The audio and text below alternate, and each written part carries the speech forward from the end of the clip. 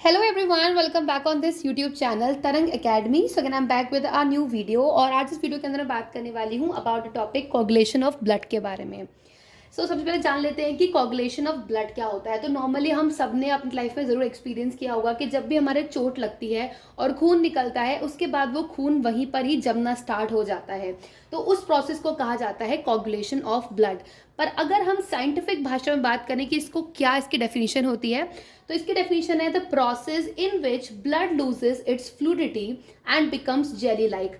तो coagulation of blood का मतलब यह है कि जब ब्लड अपनी फ्लूडिटी को खो देता है और वो एक जेली फॉर्म में आ जाता है, तो उसको हम बोलते हैं कोगुलेशन ऑफ ब्लड। अभी हम आगे बढ़ते हैं कि ये जो कोगुलेशन है ये कैसे होता है, कौन कौन इसमें हेल्प करता है। तो इसमें सबसे ज़्यादा इंपॉर्टेंट चीज़ जो तुम्हें याद रखनी है तुम्हारे वाइवा के लिए, तुम्हारे एग्जाम्स के लिए, वो है clotting factors. These are the most important for every medical student. तो फैक्टर्स कौन कौन से होते हैं? Factors involve in blood clotting are in 13। तो टोटल 13 होते हैं, ठीक है। 13 ब्लड क्लॉटिंग फैक्टर्स हैं। और ये जो ब्लड क्लॉटिंग फैक्टर्स हैं, इनकी वजह से ये जो ब्लड कोगुलेशन का प्रोसेस है ये एक सीरीज ऑफ रिएक्शन कहलाता है। मतलब एक एक करके सारे क्लॉटिंग फैक्टर्स अपना काम करते हैं। तो अब हम इन 13 फैक्टर्स के नाम को जानेंगे।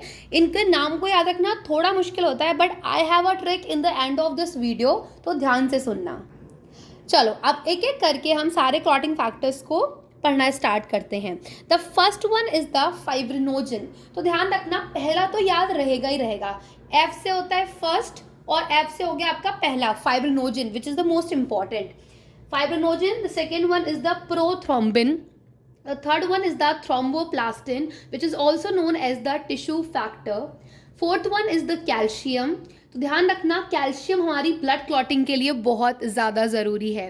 The fifth one is the labile factor, which is also known as the proaccelerin.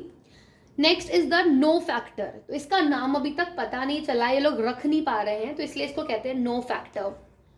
Next is the stable factor. This is the seventh one.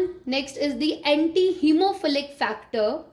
Then ninth one is the Christmas factor. देखो इसमें ये जो ninth one है ना, ये बहुत important है।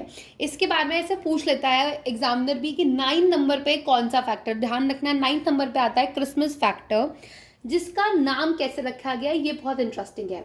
तो Christmas factor is named after the patient whom it was discovered. तो जिसके ऊपर, जिसमें ये फैक्टर डिस्कवर किया गया था, ये उसके नाम पे रखा गया है। अदरवाइज और जितने भी फैक्टर्स हैं ये या तो उनके साइंटिस्ट के नाम पर है जिन्होंने इसको डिस्कवर किया, या फिर जो इनका काम है, जो इनका फंक्शन है, उसके नाम पर है। But only the 9th one जो है क्रिसमस फैक्टर, वो पेशेंट के नाम पे रखा गया है। 9th उसके बाद आता है 10th नंबर, ये है Stuart Prower factor.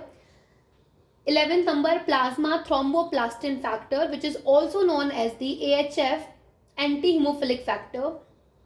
Next, 12th one is the Hagman factor and 13th one is the fibrin stabilizing factor, which is also known as the fibrinase. ठीक है, तो ये हो गए आपके पूरे के पूरे 13 फैक्टर्स। अब आपने पढ़ तो लिए है ना, ये सारे 13 फैक्टर्स दिख तो रहे हैं, बट इन्हें याद कैसे रखें मैम? याद रखना बहुत मुश्किल है। कोई बात नहीं, आपकी मैम के पास एक बहुत अच्छी सी ट्रिक।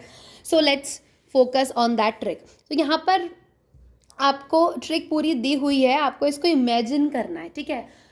ध्यान से सुनना।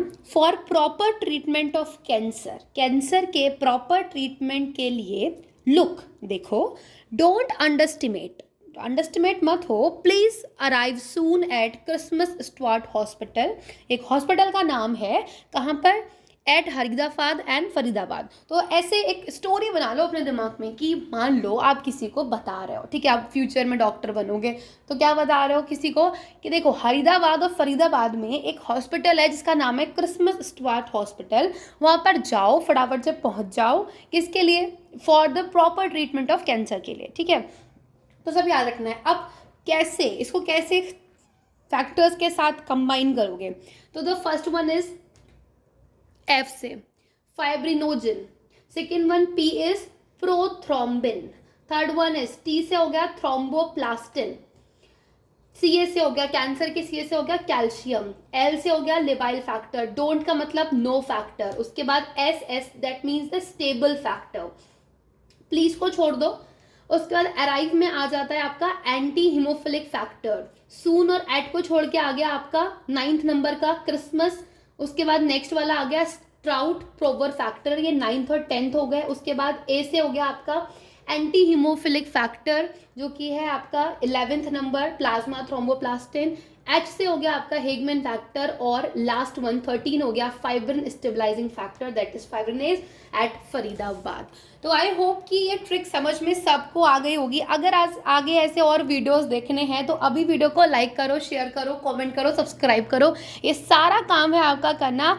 मैं मिलूंगी इन द नेक्स्ट वीडियो बहुत जल्दी। Till then bye bye, take care, thank you so much.